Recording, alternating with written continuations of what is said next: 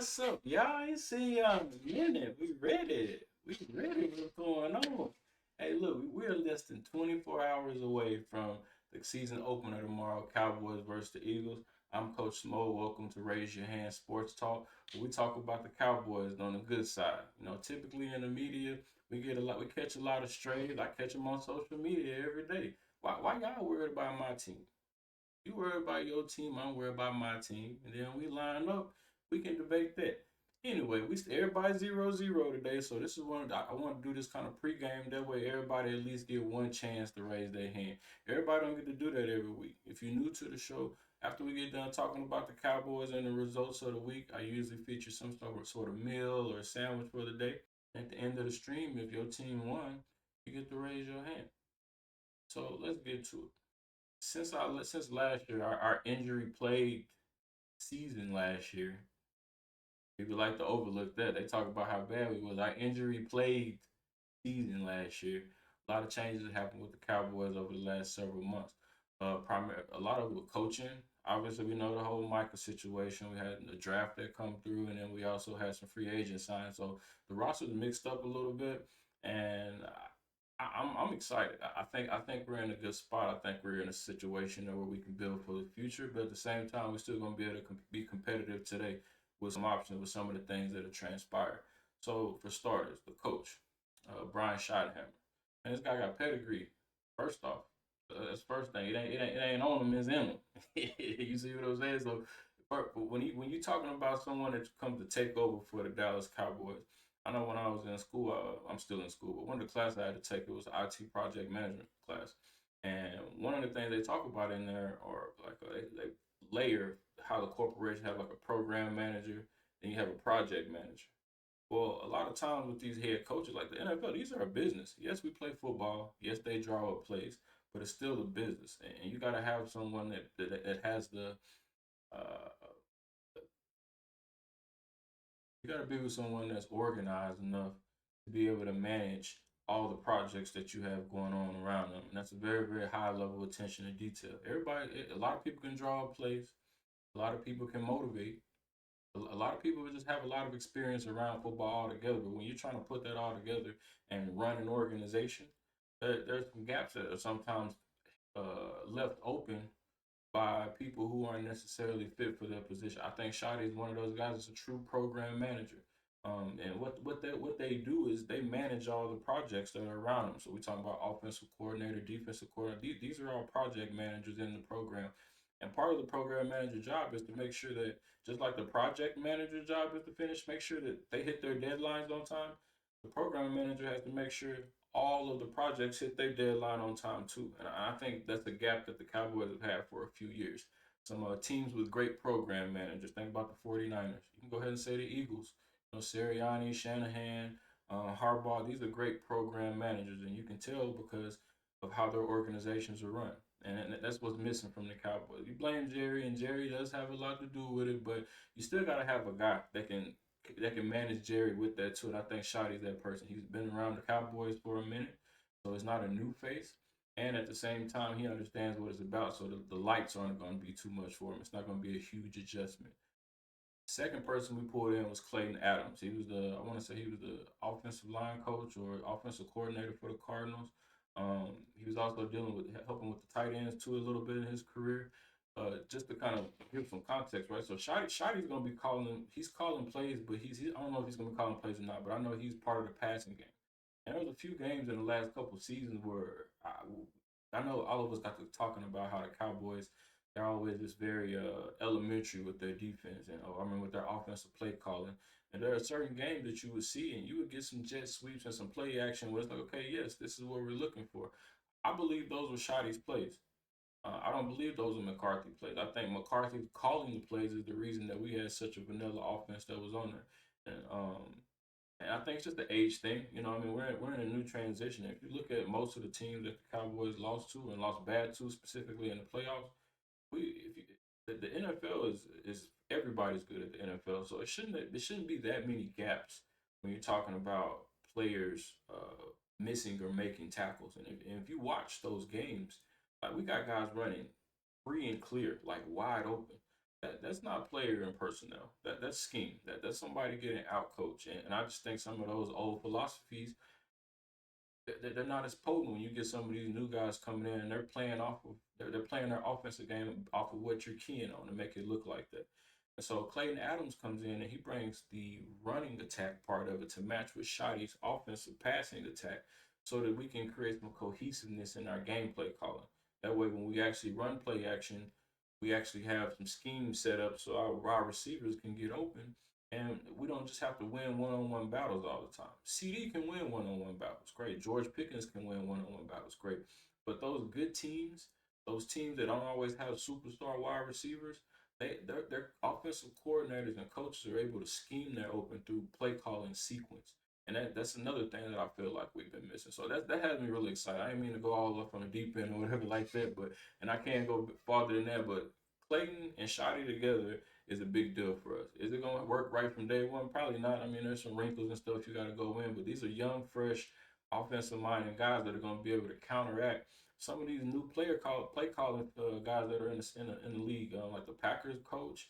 Obviously, Shanahan is another big one. That coach out in Miami. Now these guys are out there drawing up like that coach out Waterboy with that green book, and those old school philosophies. You got to make some adjustments in order to be on the good end of that. Now moving over to the defensive side, especially with the Micah trade and everything like that. I know everybody's thinking, "Oh my God, we ain't gonna have no defense," and I don't see that to be the case necessarily. You gotta think about it, like Eberflus just left from being a head coach. Okay, again, we talked about program versus project manager before. I don't believe Eberflus found out real fast he's a project manager, not a program manager, and that's okay. Everybody has their jobs, and so I think he's going to be very successful because he doesn't have the same responsibilities that he had and he got his name from being a high takeaway physical defense. And also keep in mind, he's been in this situation before. Right when he got hired for the head coaching job, the Chicago Bears just shipped out Khalil Mack. So this isn't foreign territory for him. To be honest, he might have helped egg it on. He wasn't really worried about it because of the way he calls his defense. This puts us in a situation where offenses can't key on specific players and we can keep people fresh, which should also help to limit injuries and things like that. So this is not a bad thing. The situation we just had about 3 years ago when we had the top five defense for like 2 or 3 years in a row was when Dan Quinn came. Dan Quinn had just left from the Falcons as a head coach after blowing the league, and he came to us as a defensive coordinator. He lost all those responsibilities, and he was able to focus on his baby, which is running the defense. And we had the most turnovers in football. So these are all I was happy about those hires. So that's not bad football for the Cowboys in that sense. Are there going to be some growing pains potentially? I believe it. Yeah, we got a lot of young guys still hurt that are key components of why we chose who we chose for these positions. And then we also got some new guys that are in the mix that we got to bring up to speed. But I think we're on the up and up as we looking for, as we're forecasting for the future of the Dallas Cowboys. Um, we did have some free agent signings. I think kind of piggybacking off of like some of that defensive mindset that we were talking about, where Eberflus was doing a lot of extra D line picks. We got Sam. Obviously, we had Sam Williams before. We just picked up Kenny Clark, which is a big plug and play guy. You have Osa, who we re-signed. So we got the middle shored up right there. And don't forget, I don't know if y'all know, but we got a kid from UCLA. His name is Jay Toa or Toa or something. I don't know how to say it. My bad, man. My fault. But they said he had a good camp. And we talking about one of those Vita Vega size, big two gap plug type of guys that's back there that's gonna be able to help. And so when we get into these crucial short line, short yardage situations, we don't have a defensive tackle and two DNs side by side. Now we have three true defensive tackles that we can plug up to try to stop short yardage situations. One. Two, we have four different defensive ends. I don't know if y'all know that. That's something else about that Micah trade. They must have saw something from that kid from Boston College that we just got with the combination of the other players that we have and the fact that Micah got a little back injury. They ain't you know about that. No, he might not even been playing week one. So I just think the combination of players, picks, and guys that we're in the middle of development, we got a lot of year guys getting into like year 2, 3, and 4 that are right in that transition phase. That are right in that transition phase. So I wouldn't harp too much on that. Going into the offense, we got George Pickens. Hey, you know what he do? I'm gonna call him Baby Mouse right now. He yeah, okay, that might be a little bit of a stretch, but hey, he can get open on his own and he can make all his plays. He can draw double coverage. He gon' It's gonna be a pick your poison type of scenario when you get to Dallas. When we get to line up on that line of scrimmage, you want CD to do it. You want GP to do it.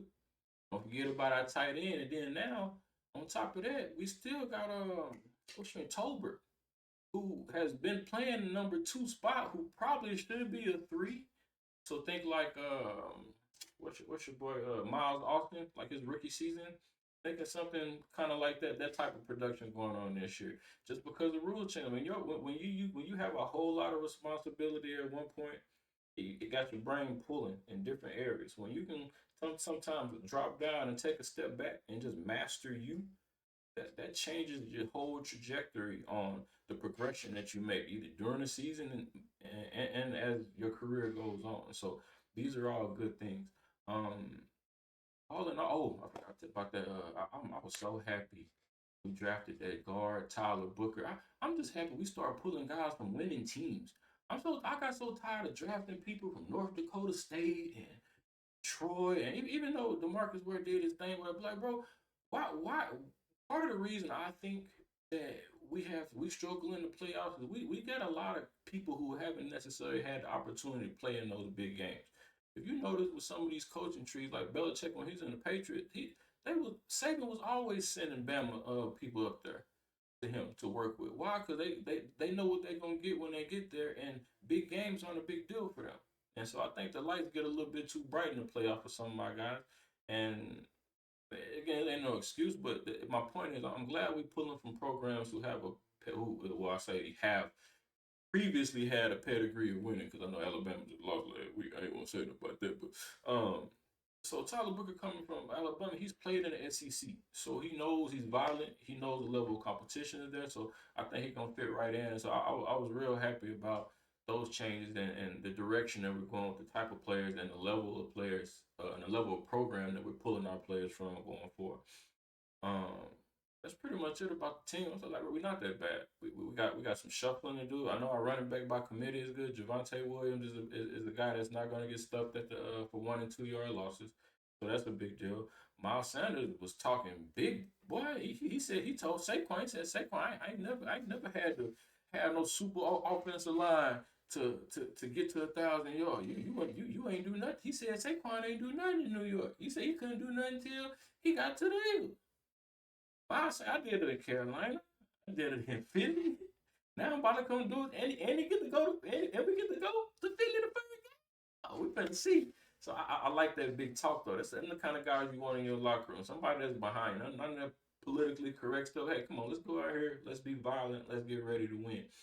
Um, and then the youngster from Texas, they say he's a spark plug too, but you gotta work him in. I think he'll be a nice I don't know, maybe like a Felix Jones or something like that. We'll see how they work him in. Hopefully he turns into a every down back. But my whole point behind that, everything all together, I think we're in a good spot. I believe we're in a good spot. So Cowboys Nation, don't do too much. Hey, look, take it easy, people.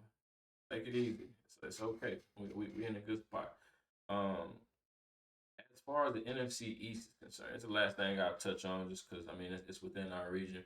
Obviously, you got the Eagles. We play them tomorrow. I can't wait. Let's line it up and see where we stand. At this point, they number one.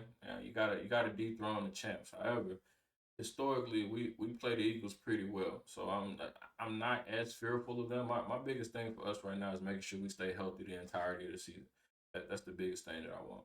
I think that's going to be a problem for the Eagles. They've had 2 or 3 years back to back where they've gone deep into the playoffs, and attrition hits. These players' bodies, you ain't getting the same rest. You're not getting the same recovery time. That all goes hand in hand with enduring the rigors of a 17, 18 week NFL season. So that's something to look out for. Kind of similar to what the Chiefs were dealing with last year. I mean, I know they scratched and fought all the way to the Super Bowl, but they was dealing with injuries throughout the whole year because of things like that. Washington, I'm not gonna put too much into that. They've never played the new Washington team that y'all looking at right now. They've never played a healthy Dallas Cowboys team. So That's not. Hey, y'all had a good season. I'm glad y'all got some fireworks popping over there in Washington. But y'all just got here, buddy, and we all know about these quarterbacks. Like again, Jaden Daniels is nice. I'm not saying he's not nice, but the NFL has film on you now, buddy. They didn't know how to respond to that VR training quarterback stuff you've been going on. They can go watch the film now. The same thing happened to Cam. Cam came out going crazy. Sophomore slump hit him. What happened? Ain't nobody say nothing about CJ Stroud last year, did it? It was quiet. Why they got film? We got to see what you like to do.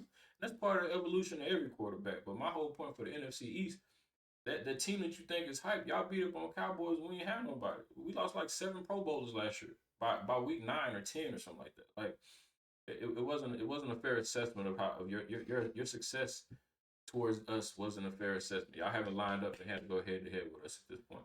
So I'm not really tripping off that. Yeah, good run though. Good run. We're gonna see. I think a sophomore slump is coming for Jaden Daniels. Giants, we just gonna have to see about letting Russ cook. If he can cook, they might be able to sneak and win a game here and there, or something like that. Maybe upset Eagles or Washington, but I'm still not seeing them as a true contender in the NFC East towards us. So we're gonna have to see what happens. A lot of things happen, injuries can happen, but that's kind of how I'm looking at the forecast at NFC East.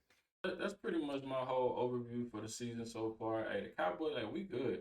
Listen, we good. I'm not worried. I'm not really worried about all that talk and yap. I was a fan of the Michael Parsons trade. I think we're gonna do something with them extra 2 picks, especially when with their new player personnel, director of player personnel. Whoever, I've got his name, but he's been striking batting pretty high averages. When he's picking players and stuff like that. So I have confidence in that. And I also have confidence that Jerry might pull another blockbuster trade and bring somebody else in. With one of them picks. Who knows? We're gonna see what happens. But go Cowboys! And for everybody, this is your opportunity right now. I mean, you're not always gonna be able to do this every week, but since it's 0-0, let's just practice. Everybody, one time for me as we start this new season. Raise your hand if your team won. Hey man, thank y'all for tuning in. Thank y'all for following, like, share, and let's see what this game going. I'm so ready, but I've been waiting on this football season for a minute, so hey, we here. Hey, y'all take care. Go Smoke.